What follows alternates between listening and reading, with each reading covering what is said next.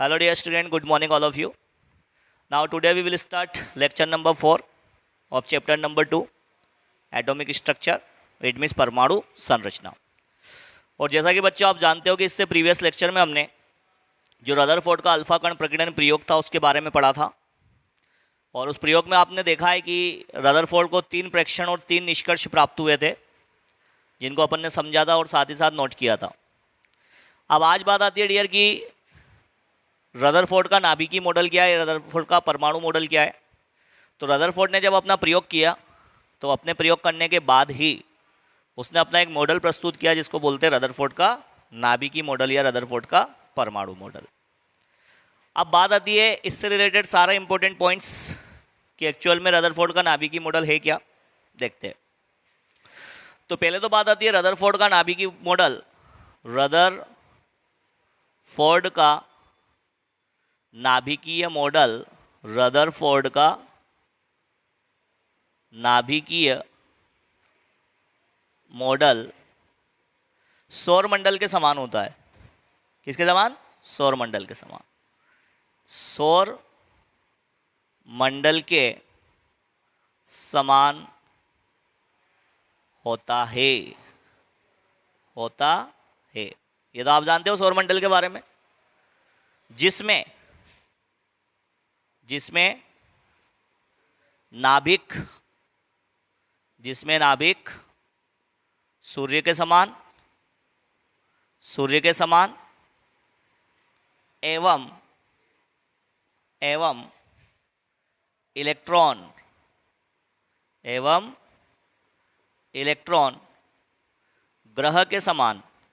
Electron ग्रह के समान होते हैं. पहली बात तो ये क्लियर होगी डियर कि रदरफोर्ड का जो नाभिकीय मॉडल था एक सौर मंडल के समान था. और आपको पता है सौर मंडल में क्या होता है, फाइनली सूर्य होता है और सूर्य के चारों ओर विभिन्न ग्रह जो होते हैं वो चक्कर लगाते हैं. ठीक उसी प्रकार से जो परमाणु होता है, परमाणु में सूर्य के स्थान पर नाभिक को माना जाता है और ग्रह के स्थान पर इलेक्ट्रॉन को माना जाता है. और जिस प्रकार से विभिन्न ग्रह सूर्य के चारों ओर चक्कर लगाते हैं, ठीक उसी प्रकार से जो विभिन्न इलेक्ट्रॉन होते हैं वो नाभिक के चारों ओर चक्कर लगाते हैं. पहली बात तो ये होगी. ठीक है डियर.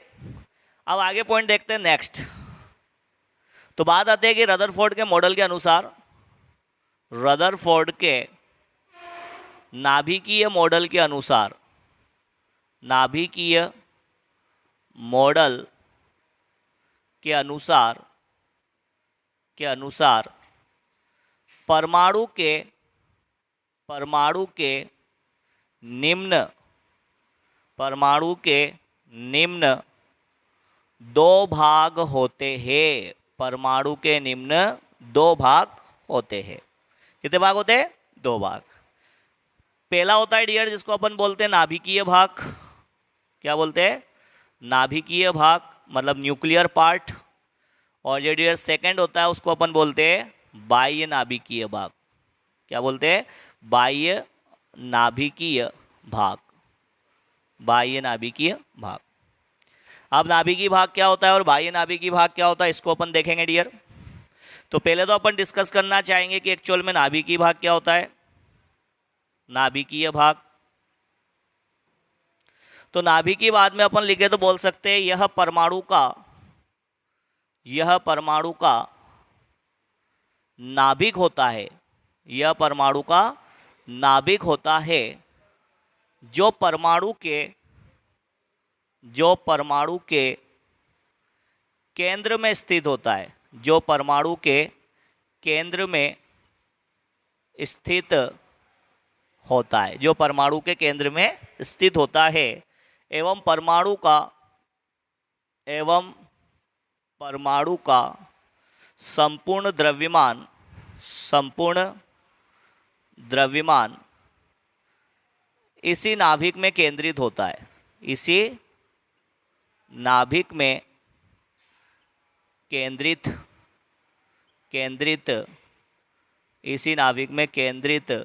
होता है. यह है डियर पॉइंट आपके सामने कि जो नाभिकीय भाग होता है वो एक्चुअल में परमाणु का नाभिक होता है जो परमाणु के केंद्र में होगा. और परमाणु का जो संपूर्ण द्रव्यमान है वो किस में केंद्रित होता है बेटा? नाभिक में।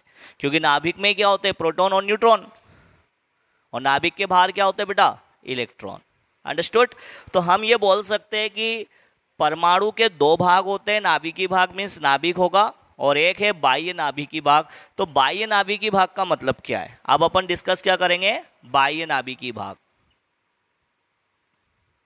बाह्य नाभिकी भाग।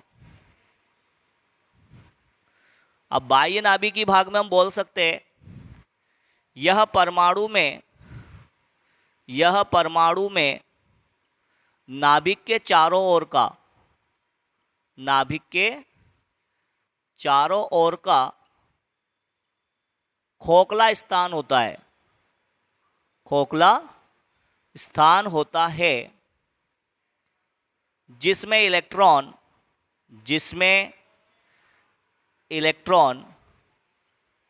चक्कर लगाते हैं। That's it. तो डियर ये है अपना बाह्य नाभिकी भाग। और बाह्य नाभिकी भाग मीन्स नाभिक के बाहर का खोखला स्थान होगा। क्या होगा? खोखला स्थान होगा जिसमें इलेक्ट्रॉन क्या करेंगे बेटा? चक्कर लगाएंगे। ठीक है, एक पॉइंट ये क्लियर हो गया आपका। फिर बात आती है नेक्स्ट पॉइंट की, कि जो परमाणु का आकार होता है,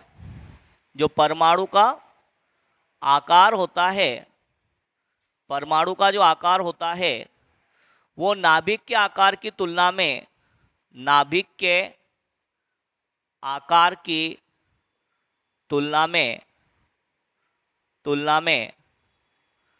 10⁵ गुना अधिक होता है। 10⁵ गुना अधिक होता है। इट मीन्स हम ये बोल सकते हैं बेटा कि किसी भी परमाणु में उपस्थित जो नाभिक होगा वो परमाणु की तुलना में बहुत छोटा होगा। और बहुत छोटा होने से तात्पर्य ये है कि हम बोल सकते हैं कि किसी भी परमाणु का जो आकार होगा वो उसके नाभिक की तुलना में 10⁵ गुना अधिक होता। अब कैसे? तो मैं बताता हूँ डियर। तो डियर हम बात करते हैं परमाणु आकार की। तो एक्चुअल में परमाणु का जो आकार है वो तो होता है 10⁻⁻10 मीटर कोटि का। किसका? 10⁻⁻10 मीटर कोटि का, किसी भी परमाणु का आकार। और जो बेटा नाभिक का आकार है, अब परमाणु के आकार को सपोज अपन किससे रिप्रेजेंट कर दे? ए फॉर एटम, और त्रिज्या मतलब आकार। तो ये कितने का होता है? 10⁻⁻10 मीटर की कोटि का होता है। अंडरस्टूड? इसी तरीके से बात करें बेटा कि जो नाभिक का आकार होता है, नाभिक का आकार इसको अपन शो कर दे Rn से। N फॉर न्यूक्लियस मतलब नाभिक। और इसका जो आकार होता है वो 10⁻⁻15 मीटर की कोटि का होता है। ठीक है, अब इसको डियर अपन इक्वेशन नंबर 1 कंसीडर कर ले और इसको इक्वेशन नंबर 2 कंसीडर कर ले। ठीक है, तो अपन क्या करें यहां पर? Equation 1 divide by equation 2। और जब इक्वेशन 1 डिवाइड बाय इक्वेशन 2 करेंगे means RA divide by RN, तो क्या हो जाएगा? RA मतलब 10⁻⁻10 अपॉन 10⁻⁻15। कितना बचा? 10⁻⁻5। कितना बचा? 10⁻⁻5। ऊपर जाएगा तो 10⁻5 हो जाएगा। तो हम लिख सकते हैं RA upon RN now equal to 10⁻5। Finally इसको सोल्व आउट करें तो ये हो जाएगा RA equal to 10⁻5 into RN।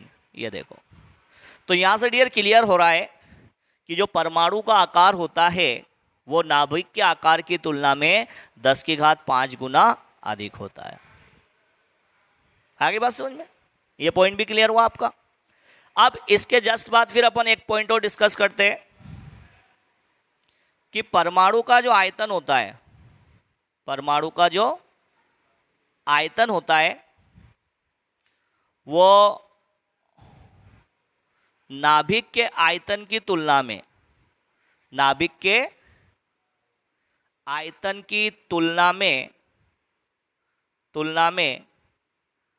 10⁻15 गुना अधिक होता है, 10 की घात 15 गुना अधिक होता है। ये बात है डियर। आकार तो 10 की घात 5 गुना अधिक है, बट आयतन जो होगा वो 10 की घात 15 गुना अधिक होगा। अब कैसे शो करें बताता हूं, देखो। तो पहले तो बात करें डियर अपन परमाणु के आयतन की। परमाणु का आयतन, परमाणु का आयतन, और इसको रिप्रेजेंट करते हैं अपन वी ए से। V for volume, A for atom, ठीक है। अब देखो परमाणु भी गोलाकार होता है और नाभिक भी गोलाकार होता है, और गोले का आयतन क्या होता है? 4/3 पाई आर क्यूब, यही तो होता है। तो मैं बोल सकता हूं परमाणु का जो आयतन है वो क्या होगा डियर? 4/3 pi R cube. और आर क्या है? परमाणु के आर क्या है? 10 की घात -10 मीटर। तो मैं क्या लिख सकता हूं? 10 की घात -10 मीटर का क्यूब, 4/3 पाई आर क्यूब। इसी तरीके से अपन किसकी बात करें बेटा? नाभिक के आयतन की।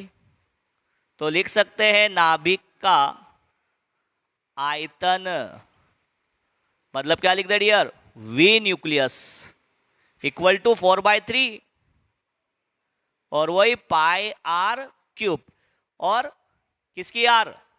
नाभिक की, 10 की घात -15। तो ये हो जाएगा बेटा 10 की घात -15 मीटर का क्यूब। अंडरस्टूड? इसको डियर अपन दे दे इक्वेशन नंबर फर्स्ट, इसको अपन दे दे इक्वेशन नंबर सेकेंड। फिर आगे मॉडिफाई करें इसको, तो बोल सकते now that is the equation first divide by equation second. और इक्वेशन फर्स्ट मतलब वी ए और equation second means V N. अब आगे बढ़े तो बेटा ये 4/3 पाई आर क्यूब, और आर क्यूब 10 की घात -10 का क्यूब कर दो तो 10 की घात -30, 10 की घात -30। और ये क्या? मीटर क्यूब, आयतन की इकाई मीटर क्यूब, और अपॉन वापस से वी एन। तो 4/3 पाई आर क्यूब और 10 की घात -15 का क्यूब करोगे तो 10 की घात -45 होएगा भाई, और ये भी मीटर क्यूब। अंडरस्टूड? तो 4/3 पाई से 4/3 पाई कैंसिल आउट होगा, मीटर क्यूब से मीटर क्यूब कैंसिल आउट होगा, तो बचेगा क्या? 10 की घात -15, और 10 की घात -15 ऊपर आएगा तो 10 की घात 15। तो यहां अपन आगे मॉडिफाई कर सकते हैं, तो V A upon V N equal to क्या होगा बेटा? 10⁻15, और आगे बढ़ा देंगे तो हो जाएगा वी ए इक्वल टू 10 की घात 15 गुणा वी एन। और इससे स्पष्ट हो जाता है कि जो परमाणु का आयतन होता है वो नाभिक के आयतन की तुलना में 10 की घात 15 गुना अधिक होता है। जब आकार अधिक है तो आयतन भी अधिक ही होगा। That's it. चलो यहां तक हो गया। एक लास्ट पॉइंट बच रहा है डियर। अब उस लास्ट पॉइंट का मैं स्पेस ढूंढ नहीं पा रहा हूं यहां पे। यहां कर लेते, चलो यहां कर लेते। नेक्स्ट पॉइंट है, ओके। और उस नेक्स्ट पॉइंट को अपन देखें तो बोल सकते हैं किसी भी नाभिक की जो त्रिज्या होती है वो उसमें उपस्थित न्यूक्लियनों की संख्या के घनमूल के समानुपाती होती है। किसके? घनमूल के। सुनना कैसे? जो नाभिक की त्रिज्या होती है, नाभिक की त्रिज्या, इट मीन्स आर एन, उसमें उपस्थित न्यूक्लियॉन्स, उसमें उपस्थित न्यूक्लियॉन्स की संख्या के घनमूल के समानुपाती होती है। चल अब बताओ मुझे न्यूक्लियॉन्स किसे कहते हैं? न्यूक्लियॉन्स किसे कहते हैं?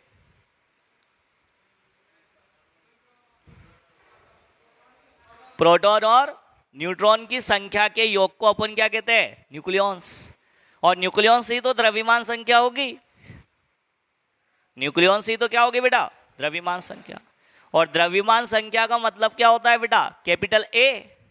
तो यहां हम बोल सकते हैं कि जो नाभिक की त्रिज्या होगी वो द्रव्यमान संख्या या न्यूक्लियन संख्या के घनमूल के समानुपाती होगी। R N directly proportional to A की पावर 1/3। और ए की पावर 1/3 करा मतलब न्यूक्लियन की संख्या का तुमने क्या करा? घनमूल करा। और फिर इसको जब आगे मॉडिफाई करते हैं तो आर एन यहाँ एक समानुपातिक नियतांक लगता है R0 एंड R0 इंटू ए की पावर 1/3 बोलते हैं। जहां R0 एक नियतांक होता है और बेटा इसका जो मान होता है वो होता है 1.33 इंटू 10⁻⁻13 सेंटीमीटर। ये होता है R0 की वैल्यू। तो ये पूरा मैंने आपके सामने बेटा नाभिकी मॉडल प्रस्तुत किया रदरफोर्ड का। रदरफोर्ड का नाभिकी मॉडल जो होता है वो सौरमंडल के समान होता है, जिसमें नाभिक जो होता है वो तो सूर्य के समान एवं इलेक्ट्रॉन जो होते हैं वो ग्रह के समान होते हैं। ठीक है। फिर बात आती है कि इसके अनुसार परमाणु के दो भाग होते हैं, नाभिकी भाग और बाह्य नाभिकी। नाभिकी भाग एक्चुअल में नाभिक होता है जिसमें परमाणु का संपूर्ण द्रव्यमान केंद्रित होता है, और बाह्य नाभिकी भाग जो होता है वो नाभिक के चारों ओर का खोखला स्थान होता है जिसमें इलेक्ट्रॉन जो होते हैं वो चक्कर लगाते हैं। ठीक है भाई। फिर बात आती है कि जो परमाणु का जो आकार होता है वो नाभिक के आकार की तुलना में 10⁵ गुना अधिक होता है, स्पष्ट कर सकते हैं। और आयतन जो होता है वो नाभिक के आयतन की तुलना में 10⁻15 गुना अधिक होता है, और उसको भी स्पष्ट कर सकते हैं। और लास्ट पॉइंटेड ईयर कि जो नाभिक की जो त्रिज्या होती है वो बेटा उसमें उपस्थित न्यूक्लियनों की संख्या के घनमूल के समानुपाती होती है। यहाँ एक समानुपातिक नियतांक लगता है R0 जिसकी एक निश्चित वैल्यू होती है 1.33 into 10⁻⁻13 centimetre. Is that clear? तो ये आइडिया नाभिकी मॉडल आप इसको नोट कीजिए। Note down, note down.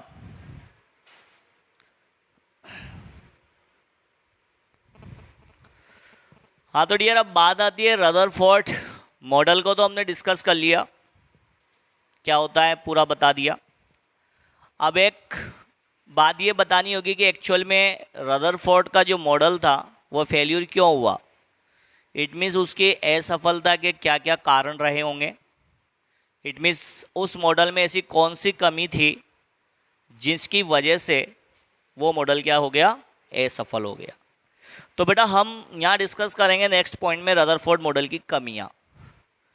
तो फर्स्ट जो कमी है डियर ये बहुत इंपॉर्टेंट है, और इसी कमी को दूर करके बोर साइंटिस्ट ने अपना मॉडल प्रस्तुत किया था जिसको अपन बोलते हैं बोर का परमाणु मॉडल। अब वो कमी क्या थी सुनना।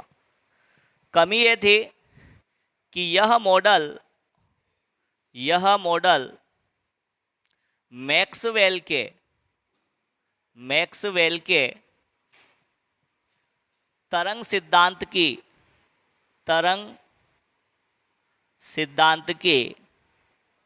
व्याख्या नहीं करता। तरंग सिद्धांत की व्याख्या नहीं करता, अर्थात परमाणु के स्थायित्व के बारे में नहीं बताता। स्थायित्व के बारे में नहीं बताता। अब इसका मतलब क्या है डियर, ये ध्यान से सुनो। मैक्सवेल अपने तरंग सिद्धांत में बोलता है कि जब कोई आवेशित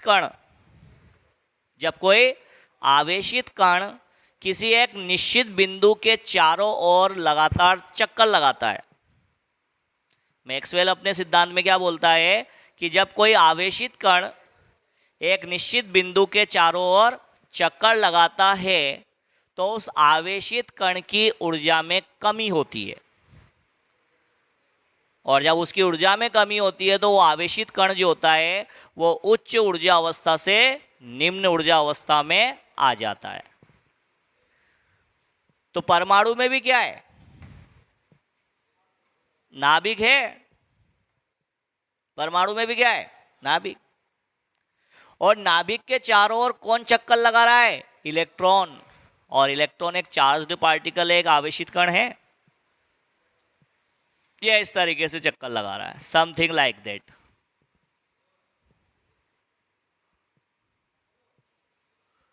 समथिंग लाइक दैट। ये देखिए, ये इलेक्ट्रॉन है, तो ये नाभिक है। अभी इलेक्ट्रॉन यहां उपस्थित है, नाभिक की ऊर्जा इतनी और इलेक्ट्रॉन की ऊर्जा इतनी, मतलब अभी इलेक्ट्रॉन उच्च ऊर्जा अवस्था पर है। बट ये इलेक्ट्रॉन जो होगा वो इस नाभिक के चारों ओर लगातार चक्कर लगाएगा। तो मैक्सवेल बोलता है कि जब कोई आवेशित कण, क्योंकि इलेक्ट्रॉन क्या है? ऋणावेशित है, मतलब एक ऋणावेशित कण है इलेक्ट्रॉन। तो मैक्सवेल बोलता है कि जब कोई आवेशित कण एक निश्चित बिंदु के चारों ओर लगातार चक्कर लगाता है तो उसकी ऊर्जा में कमी होती है, और वो आवेशित कण जो होता है वो उच्च ऊर्जा अवस्था से निम्न ऊर्जा अवस्था में लौट आता है। तो यही थ्योरी अगर अपन परमाणु पर लागू करें तो परमाणु में भी इलेक्ट्रॉन एक आवेशित कण है जो एक निश्चित बिंदु, मतलब नाभिक के चारों ओर लगातार चक्कर लगा रहा है। तब तो फिर इस इलेक्ट्रॉन की ऊर्जा में कमी होना चाहिए। और फाइनली ये इलेक्ट्रॉन जो है वो कहां पर आकर गिर जाना चाहिए? नाभिक में गिर जाना चाहिए। कहां पर गिर जाना चाहिए? नाभिक में। बट वास्तविकता में आप देखते हो कि कभी भी इलेक्ट्रॉन जो होता है वो नाभिक में नहीं गिरता, वो लगातार एक निश्चित वृत्ताकार पथ में क्या करता है? चक्कर लगाता रहता है। वास्तविकता में होता है क्या है कि इलेक्ट्रॉन जो है वो एक निश्चित वृत्ताकार पथ में नाभिक के चारों ओर लगातार चक्कर लगाता रहता है, वो नाभिक के अंदर नहीं गिरता। जबकि मैक्सवेल तो बोलता है कि, मैक्सवेल की थ्योरी बोलती है कि अगर ऐसा हो रहा है तो गिरना चाहिए। तो रदरफोर्ड यही तो नहीं बता पाया।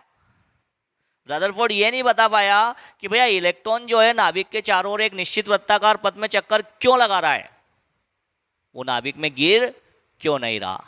इसका वर्णन कौन नहीं कर पाया? रदरफोर्ड। और यही उस मॉडल की क्या बन गई बेटा? कमी। तो पहली कमी है कि यह मॉडल मैक्सवेल के तरंग सिद्धांत की व्याख्या नहीं करता, और अगर तरंग सिद्धांत की व्याख्या नहीं कर रहा मतलब परमाणु के स्थायित्व के बारे में नहीं बता रहा है। पहली कमी समझ भाई। अब बेटा दूसरी कमी अपन देखते हैं, इसकी दूसरी कमी। और दूसरी कमी यह है कि यह मॉडल परमाणु में इलेक्ट्रॉन के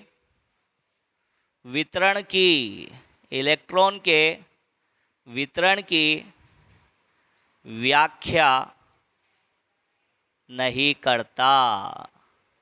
व्याख्या नहीं करता। मतलब रदरफोर्ड मॉडल ये तो बोलता है कि भैया इलेक्ट्रॉन नाभिक के चारों ओर चक्कर लगाता है, बट रदरफोर्ड मॉडल ये नहीं बताता कि भैया वो इलेक्ट्रॉन के कोश में है या एल कोश में है या एम में है या एन में, इसके बारे में नहीं बताता। तो दूसरी कमी क्या बन गई बेटा कि यह मॉडल परमाणु में इलेक्ट्रॉन के वितरण की व्याख्या नहीं करता। बता थोड़ी रहा है कि भैया कौन से कोश में है कौन से कोश में नहीं है, बस उसने तो बोल दिया कि केवल इलेक्ट्रॉन जो है वो नाभिक के चारों ओर चक्कर लगा रहा है। दूसरी कमी हो गई। और तीसरी कमी आती है, यह परमाणु के रेखीय स्पेक्ट्रम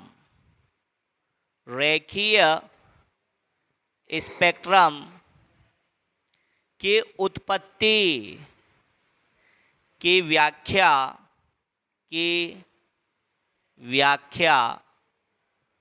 नहीं करता। That's it. तीसरी लिमिटेशन है कि यह परमाणु के रेखीय स्पेक्ट्रम की उत्पत्ति की व्याख्या नहीं करता। अब ये रेखीय स्पेक्ट्रम क्या है, लाइन स्पेक्ट्रम क्या है डियर, ये अभी आपको समझ में नहीं आएगा, क्योंकि इसी चैप्टर में आगे एक पूरा टॉपिक है स्पेक्ट्रम वाला, वहां मैं आपको क्लियर करूंगा कि रेखीय स्पेक्ट्रम एक्चुअल में होता क्या है। तो याद रखना कि परमाणु का जो स्पेक्ट्रम होता है वो रेखीय स्पेक्ट्रम होता है। कौन सा? रेखीय स्पेक्ट्रम। बट वो रेखीय स्पेक्ट्रम की उत्पत्ति कैसी हुई है इसके बारे में रदरफोर्ड का मॉडल कुछ नहीं बताता। इट मीन्स ये तीनों कमियां जो है वो रदरफोर्ड मॉडल की असफलता का कारण है। और इसी कमी को दूर करके नील्स बोर ने अपना मॉडल प्रस्तुत किया था, जिसको अपन बोलते हैं बोर मॉडल। कौन सा बोलते हैं बेटा? Bohr model. ठीक है, तो इतना नोट कीजिए, फिर अपन आगे बढ़ते हैं। Note down.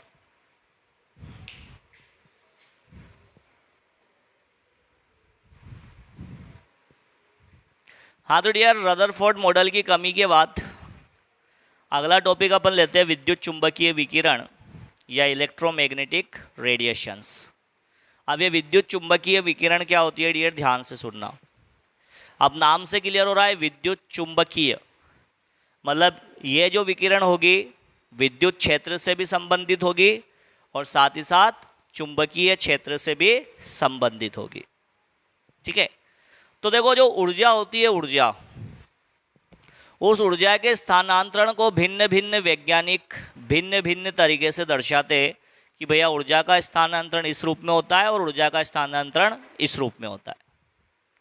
तो सबसे पहले मैक्सवेल ने बताया कि ऊर्जा का जो स्थानांतरण होता है वो तरंगों के रूप में होता है। किसके रूप में होता है? तरंगों के रूप में होता है, जिसे हम विद्युत चुंबकीय विकिरण या विद्युत चुंबकीय तरंग कहते हैं। आगे बात समझ में? तो यहां अपन बोल सकते हैं कि ऊर्जा का स्थानांतरण, लिखो आप मेरे साथ, लिखेंगे ऊर्जा का स्थानांतरण तरंगों के रूप में होता है, तरंगों के रूप में होता है, जिसे विद्युत चुंबकीय विकिरण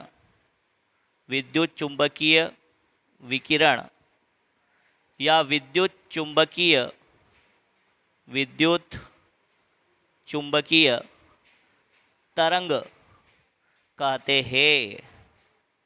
तरंग कहते हैं।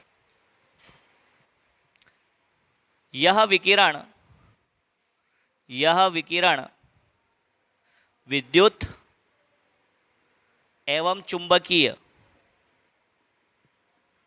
दोनों क्षेत्रों से संबंधित होती है, दोनों क्षेत्रों से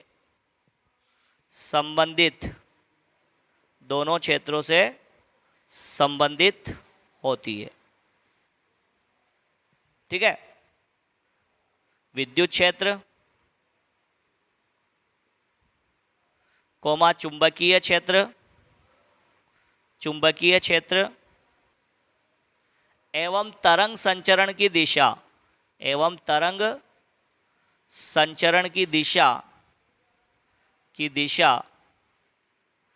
तीनों एक दूसरे के लंबवत होते हैं, यह है बेटा विद्युत चुंबकीय विकिरण। ध्यान से सुनना, ऊर्जा का स्थानांतरण जो होता है वो तरंगों के रूप में होता है, जिसे अपन विद्युत चुंबकीय विकिरण या विद्युत चुंबकीय तरंग कहते हैं। फिर बात आती है कि यह विकिरण जो होती है वो विद्युत और चुंबकीय दोनों क्षेत्रों से संबंधित होती है, और इन दोनों क्षेत्र और तरंग संचरण की दिशा जो होती है वो एक दूसरे के क्या होती है? लंबवत होती है। अब अपन ऊर्जा को विद्युत चुंबकीय विकिरण के रूप में बनाएंगे कैसे? देखो, मैं 3 अक्ष लूंगा बेटा, 3 अक्ष, पहली, दूसरी और ये तीसरी, ये 3 अक्ष मैंने ले ली, ये इस तरीके से। अब बेटा ये विद्युत चुंबकीय विकिरण में बनाऊंगा,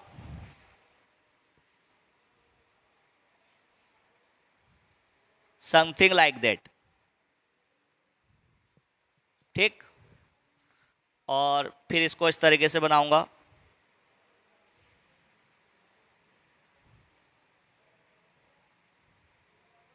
ये थोड़ा सा इसको अपन बड़ा बनाएंगे,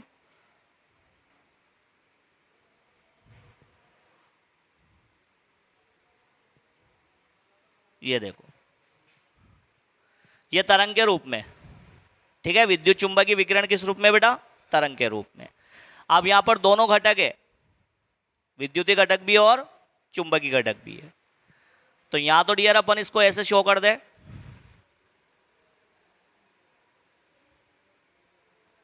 इस तरीके से बना दे इसके अपन। ये देखो, ये जो दोनों घटक है ये भी एक दूसरे के लंबवत होंगे। ये देखो दोनों की दिशा अलग है, ऊपर चुंबकीय क्षेत्र घटक है, नीचे विद्युत क्षेत्र घटक है। अब इसको भी इसी तरीके से ड्रॉ कर ले अपन। ये देखो, इधर देखो बेटा, इधर देखो। इस टॉपिक का इतना ज्यादा इंपॉर्टेंस नहीं है, बट फिर भी पढ़ना पड़ेगा कि एक्चुअल में होता क्या है। तो सब आपके सामने शो कर रहे हैं, देखो लंबवत। तो देखो, एक घटक तो अपन ले ले विद्युत क्षेत्र घटक और एक ले ले चुंबकीय क्षेत्र घटक। इसको तो अपन ले लेते हैं चुंबकीय क्षेत्र घटक, क्षेत्र घटक, और इसको अपन बोल देते हैं विद्युत क्षेत्र घटक। अब देखो आप, और ये हो गई आपके संचरण की दिशा या तरंग संचरण की दिशा, तरंग संचरण। तो देख, तरंग संचरण की दिशा चुंबकीय क्षेत्र घटक और विद्युत क्षेत्र घटक तीनों क्या होते हैं बेटा, एक दूसरे के लंबवत होते। अगर इसको एक्स अक्ष मानोगे तो इसको कौन सी मान लो, वाई मान लो, और इसको कौन सी मान सकते बेटा, जेड। तो इसको अपन बोलते हैं बेटा विद्युत चुंबकीय विकिरण। तो क्या बोला है कि भैया जो ऊर्जा का स्थानांतरण जो होता है वो कैसे होता है बेटा, तरंगों के रूप में होता है, जिसको हम विद्युत चुंबकीय विकिरण या विद्युत चुंबकीय तरंग कहते हैं।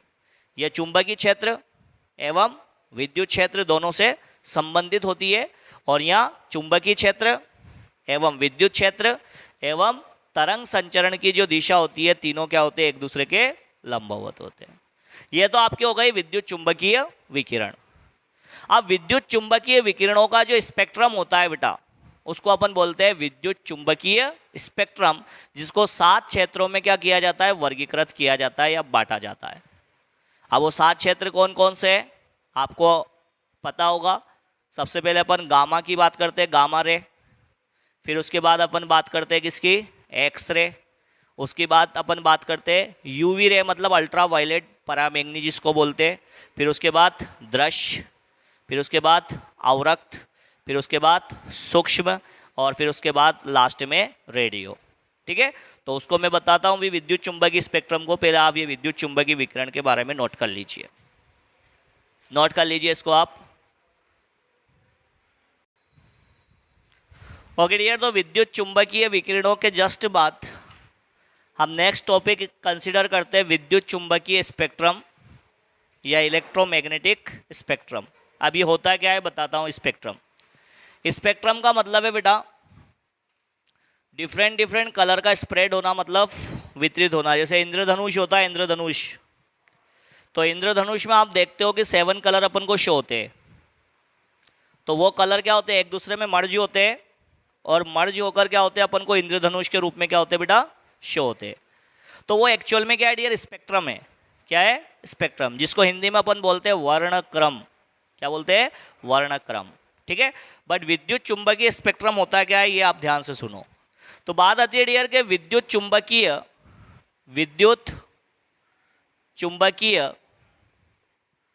विकिरणों से संबंधित स्पेक्ट्रम को विद्युत चुंबकीय स्पेक्ट्रम कहते हैं, एवं इसके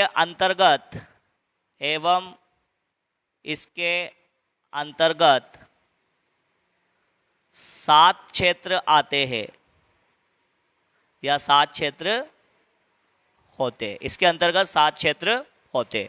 अब 7 क्षेत्र कौन से बेटा, वो अपन बना लेते हैं। तो अपन इस तरीके से उसको ड्रॉ करेंगे। यहाँ देखो, ध्यान से सुन लेना।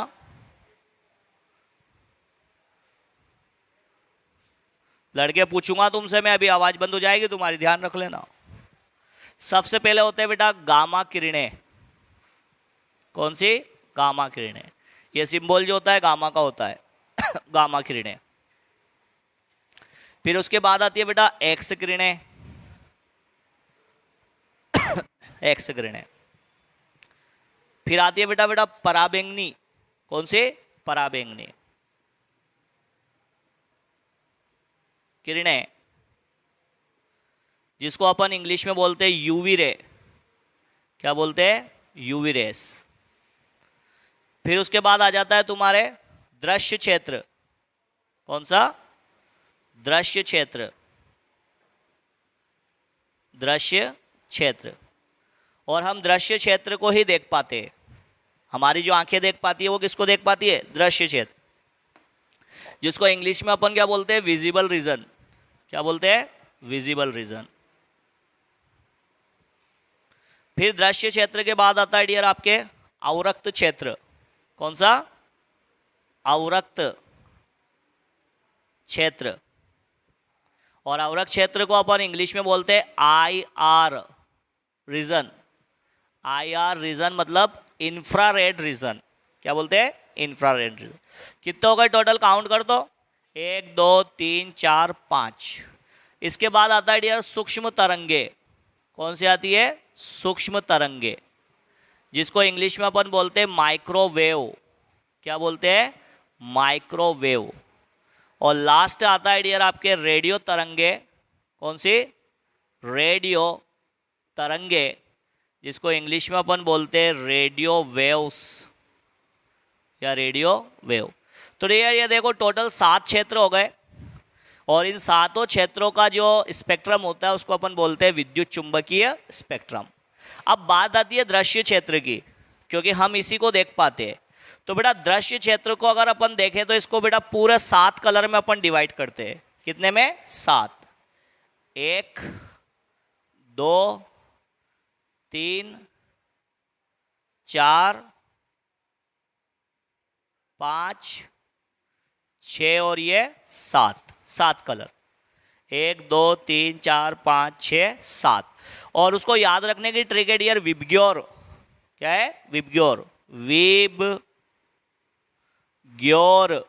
विबग्योर ये है। V for violet. V for violet. I for indigo. B for blue. G for green. Y for yellow. O for orange और आर फॉर रेड। इन 7 में अपन इसको तोड़ देते हैं। अब याद रखना, यहां अगर अपन देखें तरंग दैर्ध्य की परास, अगर विजिबल क्षेत्र के तरंग दैर्ध्य की परास अपन देखें लेमड़ा, तरंग दैर्ध्य को लेमड़ा से दर्शाते हैं अपन, लेमड़ा से। और लेमड़ा सिंबल होता है डियर ये, और यहां स्टार्ट होती है 3600 एंगस्ट्रॉम से, जो खत्म होती है कहां पर? 7800 एंगस्ट्रॉम पर। यह जो दृश्य क्षेत्र होता है उसके तरंग दैर्ध्य की परास होती है 3600 एंगस्ट्रॉम से 7800 एंगस्ट्रॉम। बहुत सी बुक में ये 4000 एंगस्ट्रॉम से स्टार्ट होकर 8000 एंगस्ट्रॉम पर खत्म होती है। ठीक है ना? तो बहुत सी बुक में आपको 4000 एंगस्ट्रॉम से 8000 एंगस्ट्रॉम भी दिखेगी, और 3600 एंगस्ट्रॉम से 7800 एंगस्ट्रॉम भी दिखेगी। ठीक है? अब बात आती है कि बेटा जो गामा किरणें होती है, अपन गामा से अगर रेडियो तरंगों की ओर बढ़े तो बेटा याद रखना इसकी जो आवृत्ति होती है, आवृत्ति को ऐसे दर्शाते हैं न्यू से। ये न्यू, तो इसकी आवृत्ति तो क्या होती है?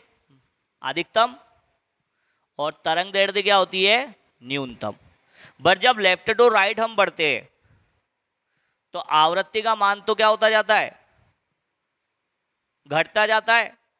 और तरंग दैर्ध्य का मान क्या होता जाता है बेटा? बढ़ता जाता है। मतलब यहां जब आएंगे तो आवृत्ति तो हो जाएगी आपकी न्यूनतम, और तरंग दैर्ध्य हो जाएगी आपकी अधिकतम। तो इसको अपन बोलते हैं विद्युत चुंबकीय स्पेक्ट्रम। तो अगर बात है कि विद्युत चुंबकीय स्पेक्ट्रम किसे कहते हैं, तो सीधा सा लॉजिक है कि विभिन्न विद्युत चुंबकीय विकिरणों को, विभिन्न विद्युत चुंबकीय विकिरणों को उनके घटती हुई आवृत्ति एंड बढ़ती हुई तरंग दैर्ध्य के क्रम में व्यवस्थित करने पर जो स्पेक्ट्रम प्राप्त होता है उसको हम विद्युत चुंबकीय स्पेक्ट्रम कहते हैं। मतलब जब विद्युत चुंबकीय विकिरणों को उनकी आवृत्ति के घटते क्रम में एवं तरंग दैर्ध्य के बढ़ते क्रम में व्यवस्थित किया जाता है तो उससे जो स्पेक्ट्रम प्राप्त होता है उसको हम विद्युत चुंबकीय स्पेक्ट्रम कहते हैं। That's it, understood. तो इसको शो कर लीजिए और नीचे लिख लेना चित्र विद्युत चुंबकीय स्पेक्ट्रम। क्या लिखोगे बेटा? चित्र विद्युत चुंबकीय स्पेक्ट्रम। That's all. तो डियर ये आज के लिए इतना इनफ होगा। कल हम नेक्स्ट जो लेक्चर होगा वो नेक्स्ट वीडियो में देखेंगे। अंडरस्टूड? Thank you.